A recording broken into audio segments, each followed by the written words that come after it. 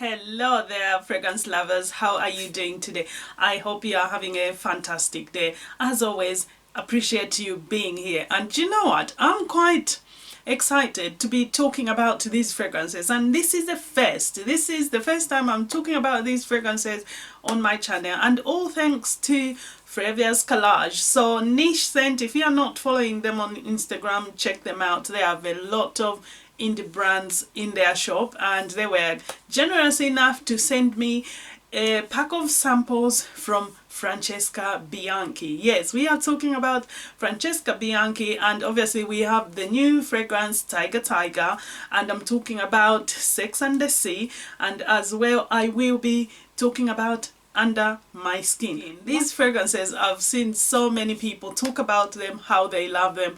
Did I love them? Let's find out.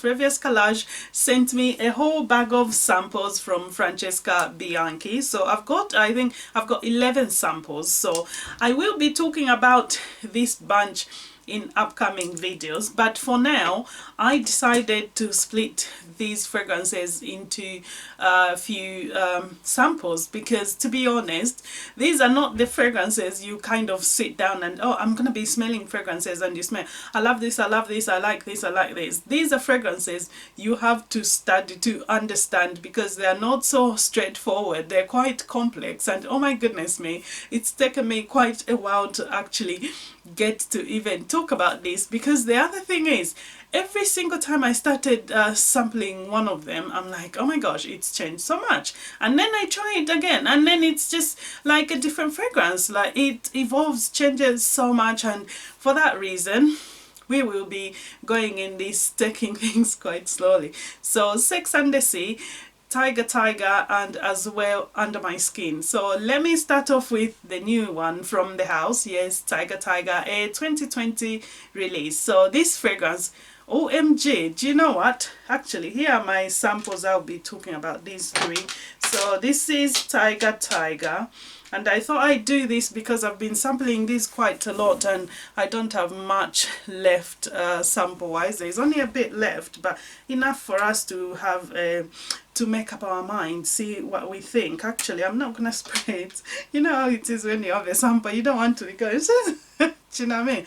But anyway, I'm wearing Tyger on here, and I've got as well Under My Skin on here, and I've got Sex and the Sea on here. So I've been sampling them, but I just wore them like 5 minutes before I sat down to actually do this. Tyger, this is an extrait de parfum, and these fragrances, they perform. That's one thing you should know. They all perform. Like, these are gonna be with you a good 12-13 hours, and obviously even afterwards they'll still be on your skin. And you know, one thing I realized from the ones I sampled, I feel like these are fragrances you wear for yourself to enjoy, because they're quite complex, like I said, and they are not fragrances where I would feel like if someone smelled you, they're gonna be like, oh my gosh, you smell amazing, what's that? Because these fragrances, you have to get into them, you have to understand them, and because they develop quite as well, they are kind of like skin scents. They will, I think, respond to your skin type differently, I believe so, because even when my husband smelled it, he was like, oh, he's smelling more of this, he's getting this, and on my skin it just went completely warm. You know what I mean? Anyway, Tyger, slightly sweeter in the opening compared to some of the ones that I've sampled here. It had a little bit of a sweetness to it, and because I was having this conversation with someone talking about how I do sampling. So initially I would sample and try to pick things out, see what I feel about a fragrance before I look it up, and then upon looking it up I realized it had honey, and I thought, oh, that's honey, quite sweet. But because this fragrance as well, it has narcotic flowers. So the listed notes in here, we've got narcotic flowers, there's honey, there's peach jam. Yes, peach jam. Yummy. I generally do like peach jam. And then you do have patchouli, there's sandalwood, there's oak moss, there's oud as well, and you've got leather and heliotropin. Yes. And you know what? On initial spray, it's quite lovely sweet, and I feel like the oak moss is richly there at the top, at least to my nose. The oak moss is there, and I don't know about other people, but to my nose I get a slightly herbal feel as well to the fragrance, like just ever so slightly I get like a herbal feel. And as well there's some like hoods, obviously that we can relate it even to the oak moss itself, but it's quite lovely. And the wood is there, but I feel like the wood in this is more to support and add a depth to the fragrance. So it's a lovely composition all in all, and it's quite beautifully composed. And as well I feel like this fragrance, it's natural smelling, I will tell you that, quite natural smelling, but then again it's got a bit of a thickness to it, a bit of a thickness to it, and it's just lovely, and it feels quite dense. It does feel quite dense, but all in all a fragrance that I'm actually enjoying. And yes, it is a little bit, just ever so slightly animalic as well. It is animalic, yes, we will say that.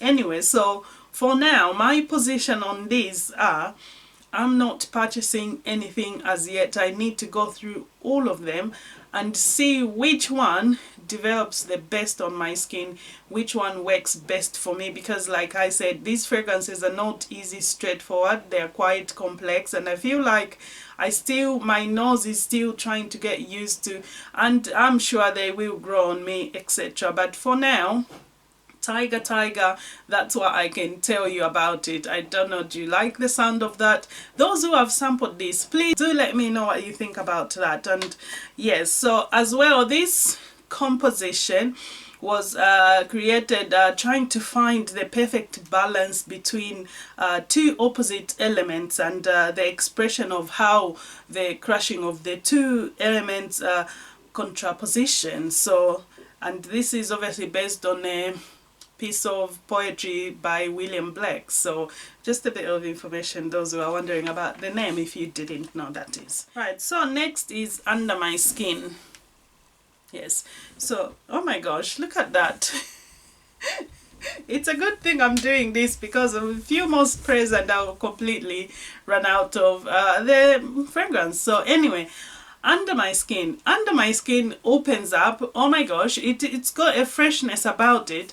But the first thing where this fragrance took me was my dad's aftershave. Yes, it so reminded me of an aftershave my dad wore, and I can't remember what it is. I think maybe it might have been a Bruto. I don't know, but yes, that's what this fragrance reminds me. Weird, I know, but I don't know what it is. And then I looked up the notes on this one. So like I said in the opening, that's what I get, a bit of fresh and spice at the same time. That's what I get.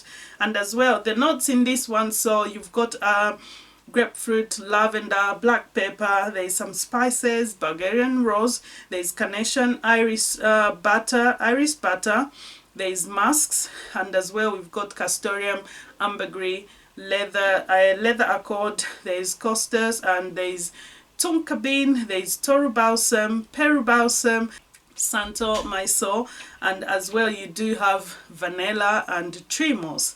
I'll be honest with you, the opening is quite fresh and spicy, but as things kind of settle down after about 10-15 minutes or so, this fragrance does creep up on you, like richly.